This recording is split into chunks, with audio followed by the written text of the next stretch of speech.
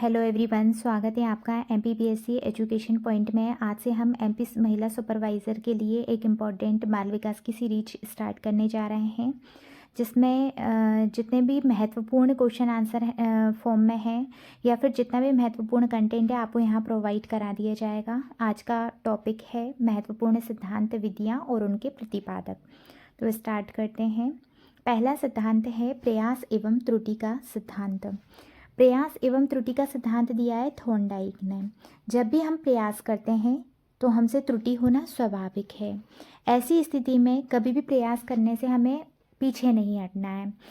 हमेशा याद रखना है कि कम से कम 2 प्रयास तो आपको करना ही है। एटलीस्ट 2 प्रयास बहुत ज़रूरी हैं। आपको 2 से अधिक प्रयास करना है, मतलब जब तक जीवन है तब तक प्रयास रहेंगे, तो आपको ये प्रयास करते रहना है। तो प्रयास त्रुटि का सिद्धांत थॉर्नडाइक। ये डाई से हम कनेक्ट करेंगे, प्रयास त्रुटि थॉर्नडाइक। ठीक है। नेक्स्ट है अनुकूलित अनुक्रिया का सिद्धांत। अनुकूलित अनुक्रिया, तो अनुक्रिया जब भी कोई क्रिया अनुकूलित होगी तो आईपी पावलोव, इसके कौन है? IP Pavlov. ठीक है। आप हमेशा मार्केट में भी जा रहे हैं, कभी क्रिया कर रहे हैं तो आपका मन होता है पाव खाने का, पाव भाजी खाने का, तो उससे आप कनेक्ट करना अनुकूलित अनुक्रिया। जब आपकी क्रिया अनुकूल होगी तो आपका पाव खाने का मन करेगा, पाव भाजी खाने का। ठीक है। अनुकूलित अनुक्रिया आईपी पावलोव। नेक्स्ट है अंतःदृष्टि सूझ का सिद्धांत। आपने बाल विकास पढ़ा है तो ये बहुत ही इंपॉर्टेंट सिद्धांत है। अंतःदृष्टि सूझ का सिद्धांत जो है कोहलर, बर्दीमर और कोफ्का के इसके प्रतिपादक रहे हैं। इसको ऐसे ही एज इट इज़ याद रख लीजिएगा। अंतःदृष्टि सूच का सिद्धांत कोहलर, बर्दीमर, कोफ्का। नेक्स्ट है क्रिया प्रसूत अनुबंधन का सिद्धांत। क्रिया प्रसूत अनुबंधन का सिद्धांत।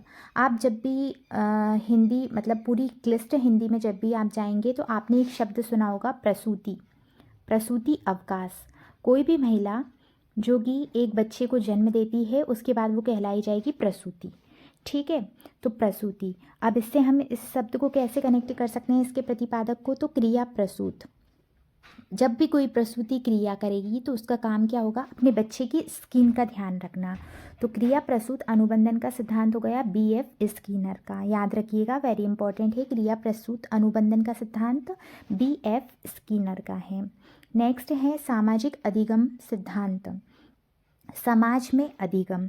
याद रखना, एक बच्चा है अल्बर्ट नाम का और उसे समाज में अधिगम करना अच्छा लगता है, मतलब वो समाज से रिलेटेड हर लर्निंग वो सीखना चाहता है।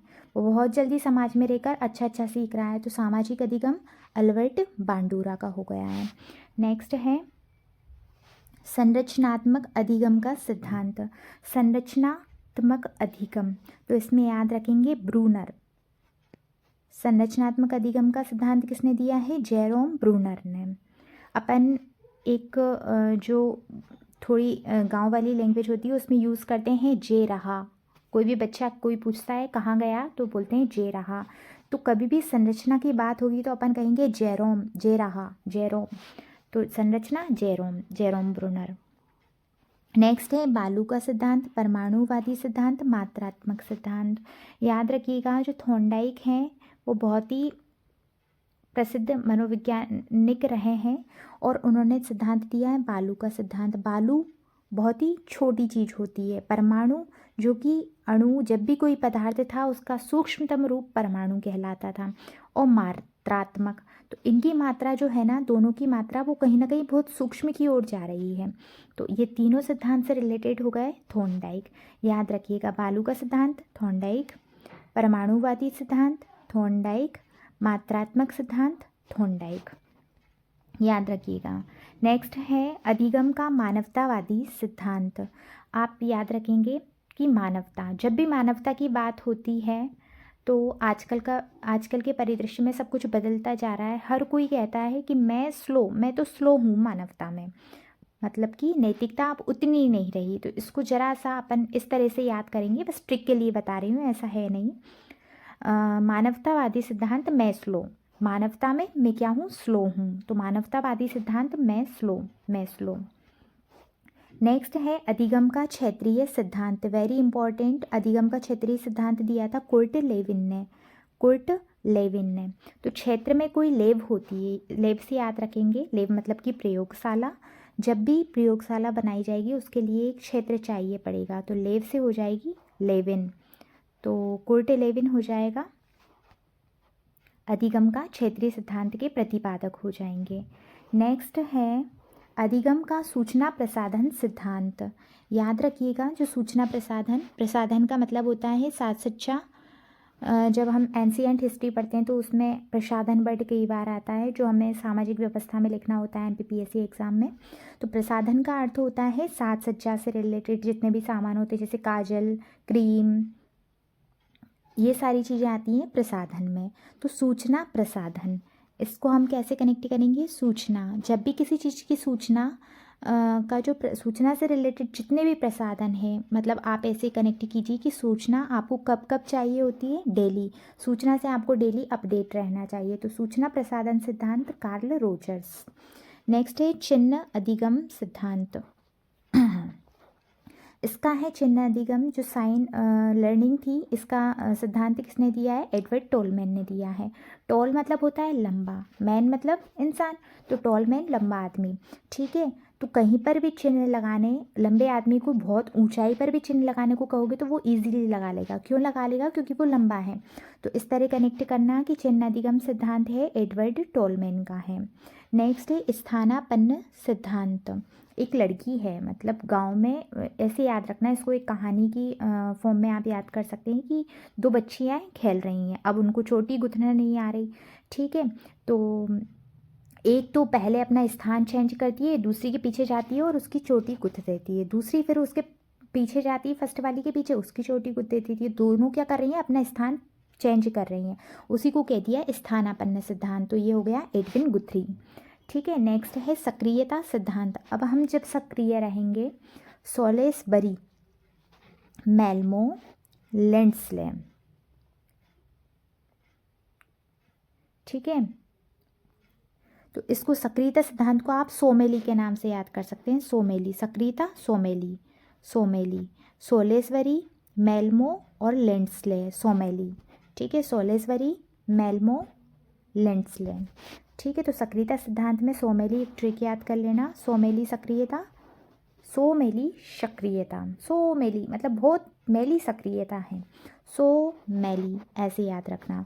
तो सोमेली सिद्धांत हो जाएगा, मतलब कि सो मतलब सोलेसवरी, मे मतलब मेल्मो और ली मतलब लेंड्सले। सक्रियता सिद्धांत सोलेसवरी, मेल्मो, लेंड्सले का हो गया। नेक्स्ट है संतुलन स्थैर्य सिद्धांत। संतुलन स्थैर्य सिद्धांत, संतुलन होता है किसी भी चीज़ में बैलेंस बनाना। तो बैलेंस के लिए कौन को याद करेंगे? देखो, जो एल्बर्ट आइंस्टीन रहे हैं उन्होंने गुरुत्वाकर्षण, सॉरी, जो न्यूटन रहे हैं उन्होंने गुरुत्वाकर्षण का सिद्धांत दिया था। तो गुरुत्वाकर्षण के सिद्धांत में उन्होंने किस पर प्रयोग किया था? एप्पल पर प्रयोग किया था। ठीक है, एप्पल को जैसे ही एक ट्री थी इस तरह से बनी हुई थी, और जैसे ही उन्होंने देखा कि एप्पल नीचे गिर रहा है, यहाँ पर ऐसे करके ऐसे लेटे हुए थे, और जैसे ही उन्होंने देखा कि एप्पल नीचे गिर रहा है तो उन्होंने गुरुत्वाकर्षण थ्योरी दे दी थी। तो याद रखना कि संतुलन, उन्होंने गुरुत्वाकर्षण का संतुलन कैसे किया था? एप्पल के माध्यम से किया था। याद हो गया एप्पल। नेक्स्ट है, पहले उनके मन में आया को, मतलब क्या है ये जो फल गिरा है वो क्या है, पहले उन्होंने समझने की कोशिश की। फिर एप्पल, उनको समझ में आया ये फल है एप्पल। तो इससे क्या कर सकते हैं? पृथ्वी हर चीज़ को अपनी ओर आकर्षित कर रही है। संतुलन स्थैर्य, संतुलन करना चाह रहे थे वो। और फिर नेक्स्ट था चैपलिन। तो आपको 3 नाम याद रखना है, एप्पल और कुकर के साथ में चैपलिन याद रखना है। फिर है शाब्दिक अधिगम का सिद्धांत। शब्दों का अधिगम, मतलब शब्द के माध्यम से जब अधिगम लर्निंग की जाती है तो वो होता है शाब्दिक अधिगम। ठीक है, तो ये हो जाएंगे आंसुबेल। एक बच्चा है आंसू नाम का, वो क्या कर रहा है? सब शाब्दिक अधिगम कर रहा है। तो शाब्दिक अधिगम आंसुबेल हो जाएगा।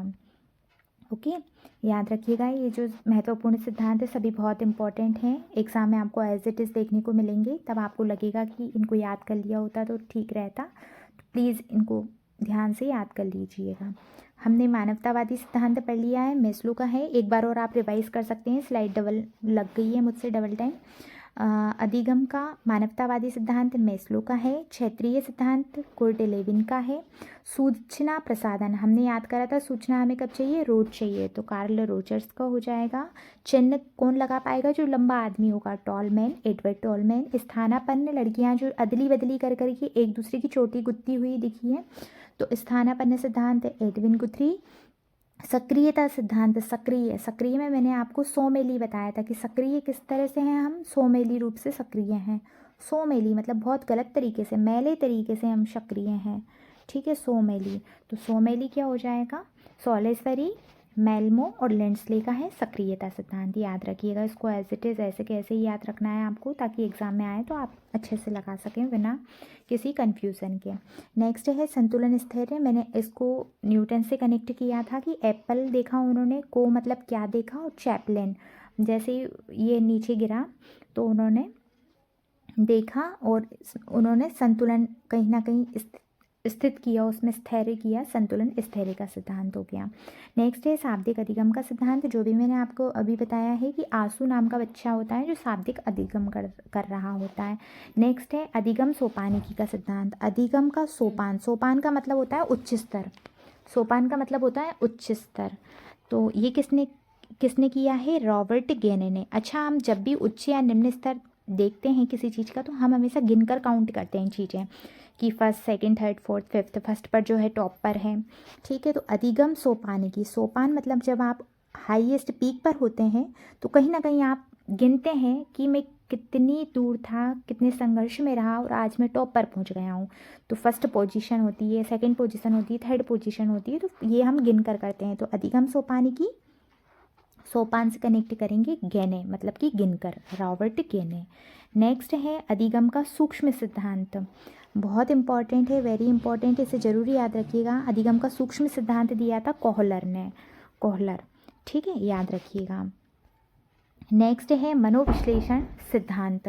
मनोविश्लेषण सिद्धांत जो है वो दिया था सिगमंड फ्राइड ने। इन्होंने चेतन मन, अवचेतन मन और अर्धचेतन मन के बारे में विस्तार से बताया है इस सिद्धांत में, याद रखिएगा।